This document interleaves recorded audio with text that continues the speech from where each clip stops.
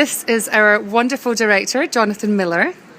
Jonathan, talk to me about hand gestures. Well, I'm very interested in the way the hands move quite automatically without having to be taught what to do as soon as one starts talking.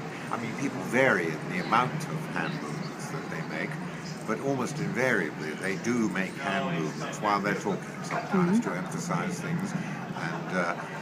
And we now know, as a result of some work that's been done in the University of Chicago, a man called David McNeil, in a book called Hand and Mind, about the various types of movement there are.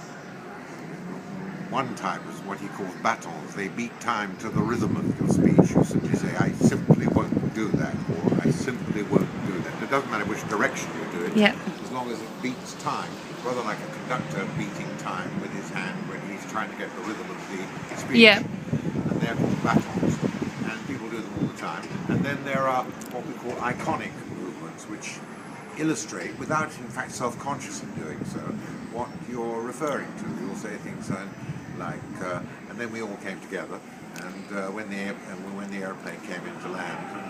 Oh, that's true. Yeah. And you'll do it quite automatically. I'm doing it now. And then you just make these expressive movements. Well, perhaps, and you put your hands out like that. And then there are these things called deictic movements, which indicate the space that you're talking about. It isn't necessarily the space in which you are, but it's the space in which you're referring to. We'll say later that evening we all went down the street and the index finger comes up and points there. That's not where the street is, but it's where the imagined street is. And the other deictic movements refer to time as well as space. You'll say, we'll do that next year, and then out comes the index finger. And then you will say, and last year we did that, and it goes over the back of the shoulder. So that time and space are indicated in these things called deictic. Then there's a whole range of movements which are called sub-intentional movements. Sub-intentional? Sub-intentional. Yep. Then it isn't something you do deliberately in order to bring something about, like a real action. When I switch on the light, I'm doing something in order to turn on the light. I open the door in order to get into the room. But there are these sub-intentional movements, so while you're talking to someone, while you may be moving your hands, if you're listening to someone rather than talking, you'll perhaps be playing with the lobe of your ear and just fiddling with your ear, or just so that absent-minded. And then you're going, and they don't indicate anything, and they're not something which you undertake to do consciously. It's just that I ask people to remember what they do all the time while they're talking, and all the time while they're listening, and also all the time while they're simply thinking. Very rarely does someone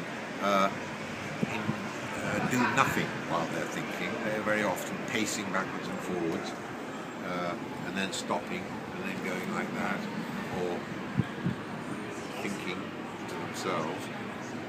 They can get their hand on their ear and play with the lobe of their ear, or they just adjust their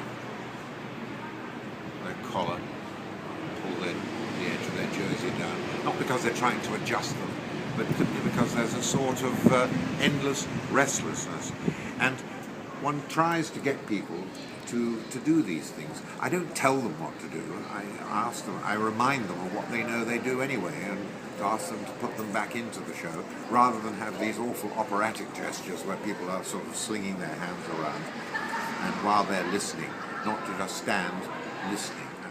But I don't put them in. I remind people of what they do anyway, so that they'll start doing it naturally while they're singing, rather than doing singing gestures. Singing gestures bear no relationship to what one does while one's talking.